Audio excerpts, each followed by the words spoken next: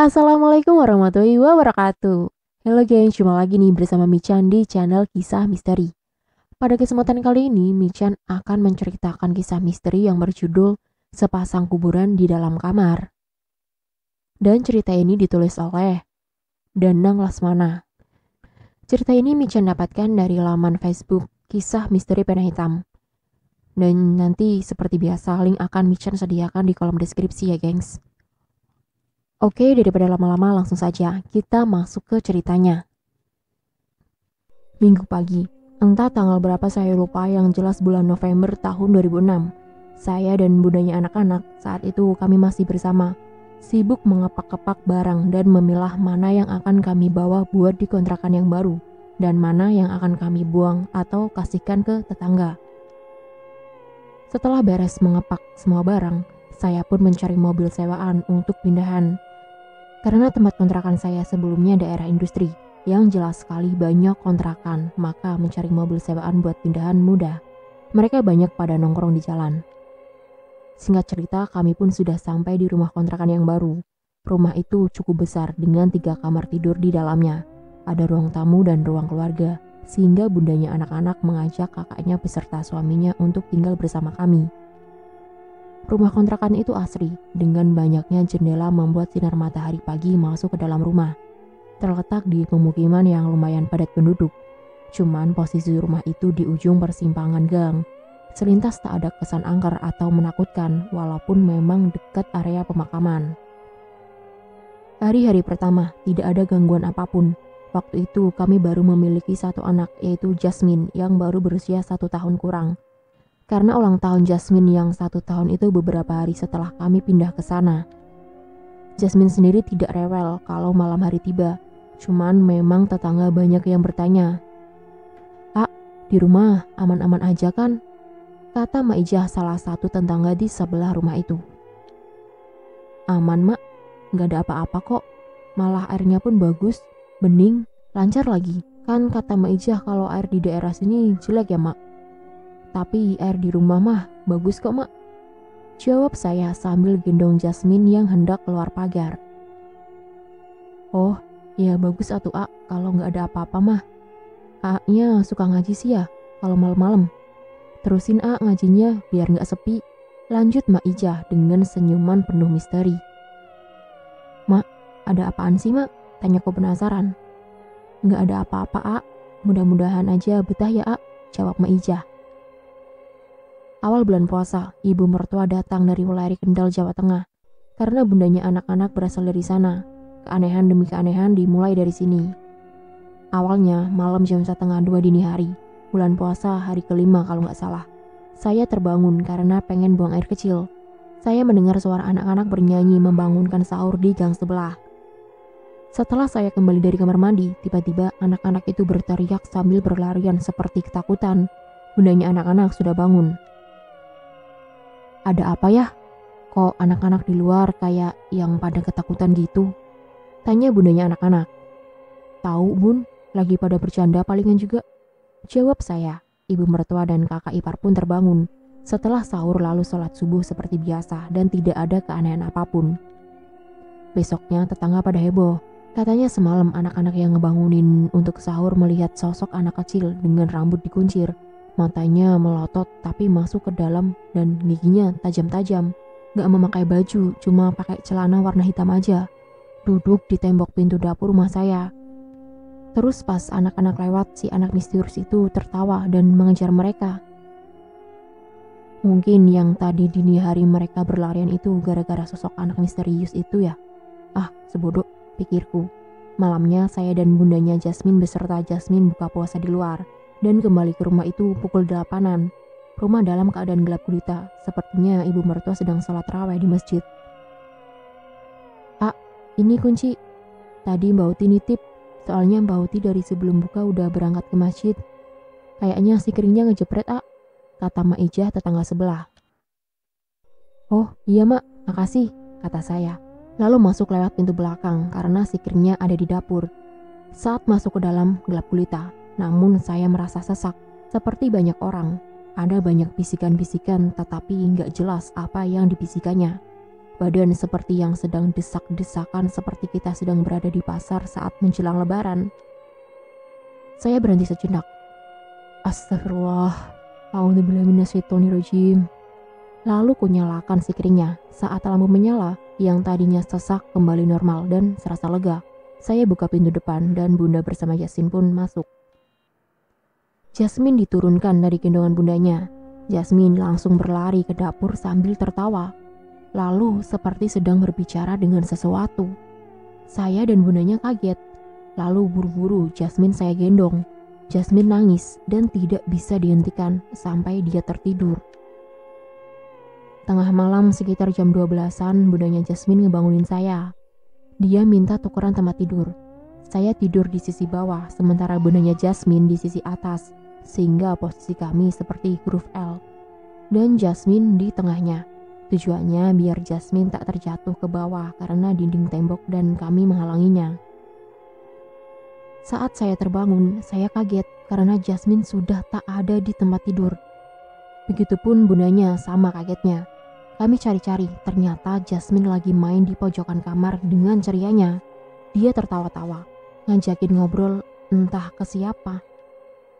Bundanya dengan segera menggendong, tetapi Jasmine malah nangis sambil meronta-ronta pengen ke pojokan kamar lagi. Jasmine nangis sampai pagi, bahkan sahur pun kami harus bergantian. Besoknya ibu mertua bercerita, kemarin kenapa beliau pergi dan buka di masjid karena beliau mendengar seperti ada orang yang sedang mandi di kamar mandi. Awalnya seperti suara keran kamar mandi dibuka dan suara air mengalir, tapi pas dilihat keran tidak terbuka sama sekali. Terus tak lama kemudian ada suara seperti orang yang sedang mandi dan ketika disamperin posisi pintu tertutup padahal sebelumnya dibuka. Di dalam terdengar suara biur orang mandi dan suara wanita sedang bernyanyi. Suaranya lirih sekali. Makanya beliau langsung berangkat ke masjid. Bundanya Jasmine pun bercerita kenapa semalam dia minta tukeran posisi tidur. Ternyata semalam dia dibangunin sama suara nenek-nenek. Neng, bangun, itu anakmu cepetan diambil. Saat bundanya Jasmine terbangun, dari sudut matanya terlihat sosok nenek-nenek memakai kerudung warna kuning duduk di sebelahnya dan mukanya persis di telinganya. Malam-malam berikutnya, Jasmine semakin parah. Dia gak mau tidur sama sekali sampai pagi. Bermain sendiri aja. Gangguan pun semakin macam-macam. Pintu kamar kakak iparku seperti ada yang mencakar. Malamnya katanya terdengar suara seperti yang mencakar-cakar pintu. Dan besoknya ada bekas cakaran di pintunya. Seminggu sebelum lebaran, ibu mertua sedang menggoreng kacang di dapur. Dengan menggunakan kompor minyak, tiba-tiba beliau lari ke depan dengan membawa kompor plus wajan yang sedang menyala dengan muka yang pucat. Bu, kenapa? Ada apa, Bu? Tanya saya heran. Barusan ibu lihat ada orang lari masuk ke kamar mandi, tapi nggak ada siapa-siapa di belakang kamar mandi. Jawab ibu mertua sambil ngos-ngosan dan nangis. Besoknya beliau minta pulang. Malam Jumat berikutnya, saya mengadakan pengajian di rumah dengan tujuan membersihkan aura negatif di dalam rumah itu. Ustadz yang memimpin pengajian bilang kalau mereka itu sudah ada sejak lama. Dan bahkan menurut penglihatan mata batinnya, rumah itu adalah perkampungan mereka. Maka pasti banyak sekali makhluk astralnya dan mereka tidak bisa diusir atau dipindahkan. Kalau Asep sama keluarga mampu bertahan, silahkan tetap di sini. Tetapi kalau Asep merasa nggak kuat, mending segera pindah karena mereka tidak bisa dipindahkan, ujar Ustadz. Karena uang sudah masuk dan cari kontrakan pun susah, kami sepakat untuk tetap bertahan, walaupun resikonya teror yang kami terima semakin dahsyat. Bundanya Jasmine dan kakak ipar mudik ke Jawa sebelum lebaran, dan di rumah tinggal saya dan suaminya kakak ipar. Malam sekitar jam 11-an, saat itu saya sudah di kamar dan Mas Agus masih nonton TV. Tiba-tiba Mas Agus berteriak kencang sekali. Saya kaget, lalu saya samperin dan pas saya datang posisi Mas Agus terduduk di depan kaca dengan muka pucat dan badan gemetaran. Saya kasih air minum. Setelah agak tenang, Mas, kenapa? Tanyaku.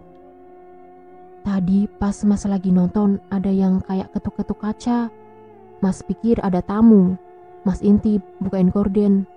Taunya pas Mas lihat mukanya rusak, seperti wajah cewek, rambutnya panjang, berdarah-darah, nempel di kaca sambil merosot ke bawah. Ya Mas kaget lah, lihat deket banget kayak gitu. Ujar Mas Agus, suaranya masih bergetar. Besoknya Mas Agus nggak pulang, entah nginep di mana. Malam itu kesempatan saya sendiri di rumah. Kebetulan saya penasaran. Malam jam 10 saya baru pulang. Sengaja saya matiin semua lampu kecuali lampu dapur.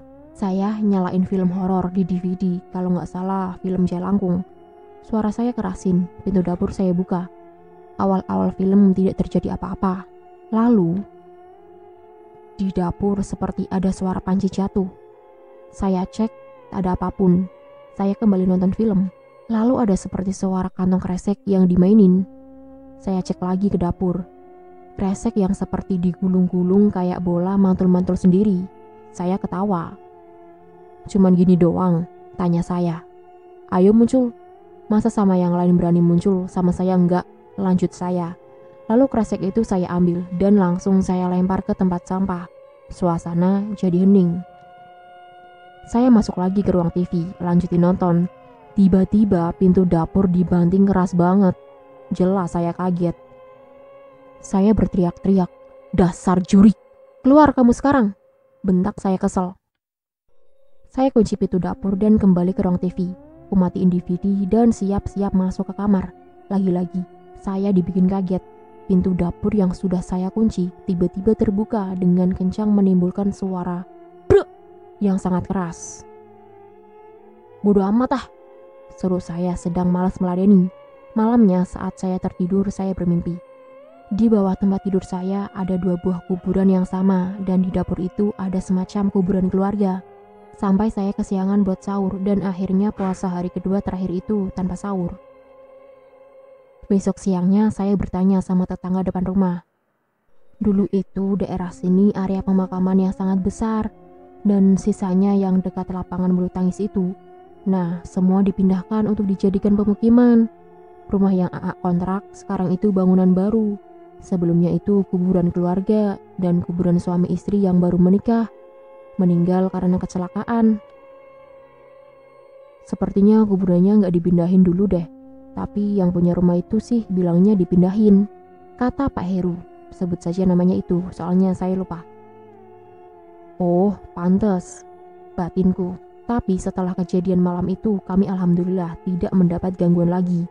Walaupun Jasmine masih suka bermain sendiri. 1 tahun kami ngontrak di situ. Dan kami keluarga yang paling lama mengisi kontrakan itu. Kami pindah karena uang kontrakan dinaikin harganya sama yang punya rumah. Katanya setelah kami pindah, penampakan di rumah itu semakin banyak sampai akhirnya rumahnya dirobohkan dan dibikin ulang. Dan selesai. Sekian dan itulah akhir cerita dari sepasang kuburan dalam kamar. Oke geng, di sini Mishan cuma mau berpesan ya, tetap berhati-hati dimanapun kalian berada. Seperti kata pepatah nih, dimanapun kaki dipijak, di situ gaib dijunjung. Oke? Akhir kata Michan ucapkan terima kasih ya gengs untuk kalian yang sudah menonton video kali ini. Dan tak lupa nih Michan ingatkan untuk tekan tombol like, comment, share, dan subscribe ya gengs, demi perkembangan channel Michan.